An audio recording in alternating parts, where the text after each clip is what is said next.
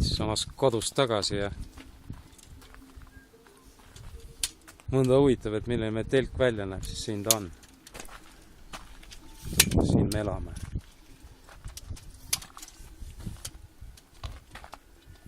Ööseks viskame kõik kola tänavale, siis mahume siia kolmekesi ilusti ära. Pole probleemi. Pole veel olnud. Mis me täna tegime? Tiit on juba puhta särgi selga pannud ja täna käisime seal üleval. Päike paistab silma auku küll, aga saab kätte selle tipu. See tipp seal. Päris lollakas ettevõtmine oli. Niisugust turnimist ei ole varem teinud. See, mis me seal varem Baskimaal tegime, see oli kõik köki-möki võrreldes tänasega.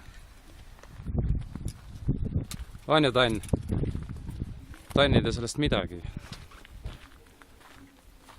Tannil on jälle ihma, kurat, kõrvadesse topitud, ei kuule, ei näe. Kõik läks lukku. Tuli välja omast maailmast.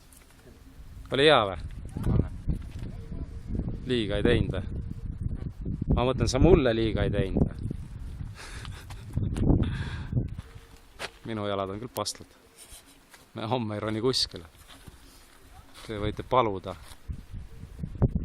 Purksi välja mulle. No päris karm oli tõesti. Need teised künkad siin on tegelikult kõik madalamad. See poiss on kõrv. See. Tolle võiks kära võtta. Oi jah, aga kui nüüd saaks kuskile järvekesse, ma tahaks küll need tossud jalast ära visata, sokid ära visata ja püksid ära visata ja särgi seljast ja võib-olla läheks leotaks natuke.